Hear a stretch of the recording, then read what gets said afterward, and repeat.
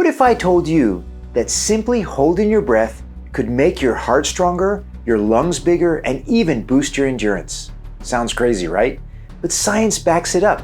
Most people think breath holding is just for freedivers or elite athletes, but here's the truth.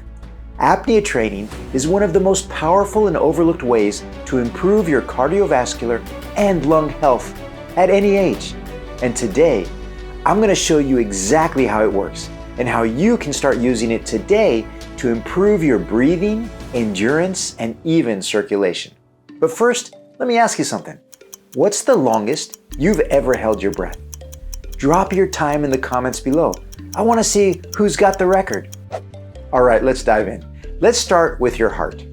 When you hold your breath, something incredible happens inside your body. Your brain senses the drop in oxygen and triggers an ancient survival instinct called the mammalian dive reflex. This is the same response seen in dolphins, whales, and deep-sea divers. Your heart rate slows down dramatically to conserve oxygen. Your blood vessels narrow in some areas but expand in others, directing oxygen-rich blood to your most vital organs, your heart, lungs, and brain. The result? Over time, apnea training actually strengthens your heart by making it more efficient. It learns to pump more blood with each beat, reducing strain and improving endurance. In fact, some elite athletes use breath hold training to lower their resting heart rate and improve cardiovascular efficiency. And the best part? You don't have to be a pro athlete to benefit from this. Even just a few minutes of breath hold training per day can help improve heart function and make your body more oxygen efficient. Now let's talk about your lungs.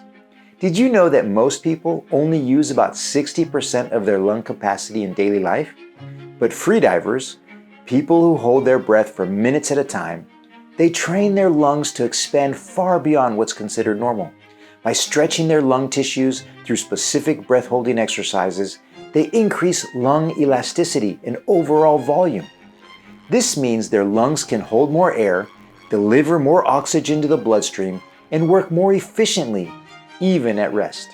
And this is super important because as we age, lung elasticity naturally declines.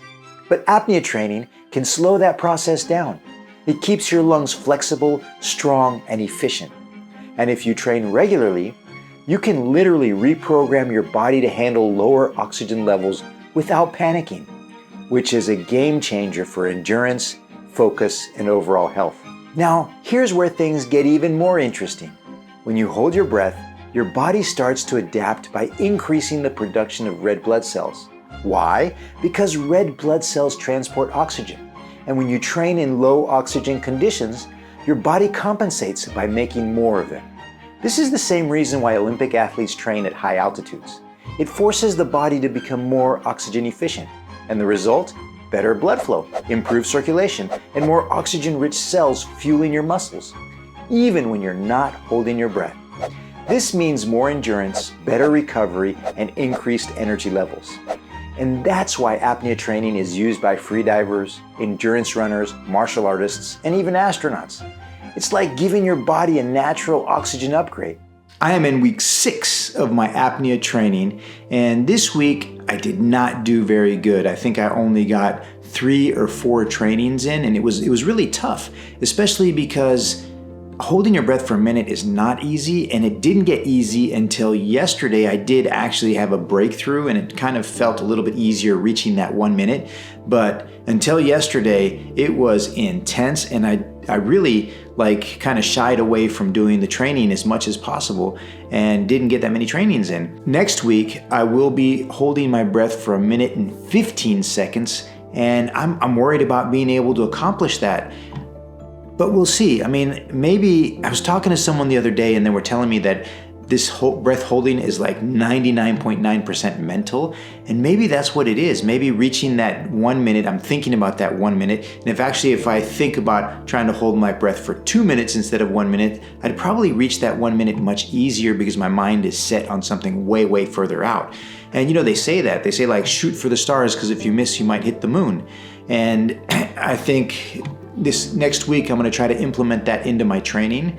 but that was tough. On top of that, I did jump into a pool and try to do some underwater stuff, and it was a lot more difficult than in the past. Like, I have in the past jumped in the pool, and before I started getting kicked out of all the pools, I got kicked out of 3 pools because, they've got strict rules so people don't drown, and that's very reasonable, and I think I didn't realize that when I was jumping in.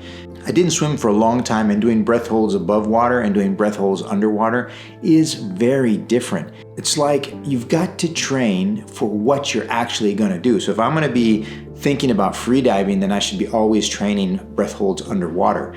And when I do, of course, if I'm going to do that, I need a training buddy, because passing out underwater is not a livable thing. Like, if you do that, you're going to drown and die if there's no one there to save you. So let's recap. Holding your breath strengthens your heart and improves cardiovascular efficiency. It expands your lung capacity, keeping your lungs stronger and healthier. And it boosts circulation, helping your body use oxygen more efficiently. And the best part? You can start right now. If you made it this far, I want to challenge you to try a simple breath holding drill today. I'll drop a step-by-step guide in the description below so you can start improving your lung health right away. And remember, this is just the beginning. Breath control isn't just about freediving. It's about taking control of your body, your endurance, and even your mind. So what's your longest breath hold? Let me know in the comments. And if you found this interesting and helpful, don't forget to like, subscribe, and hit that bell icon for more. See you in the next one.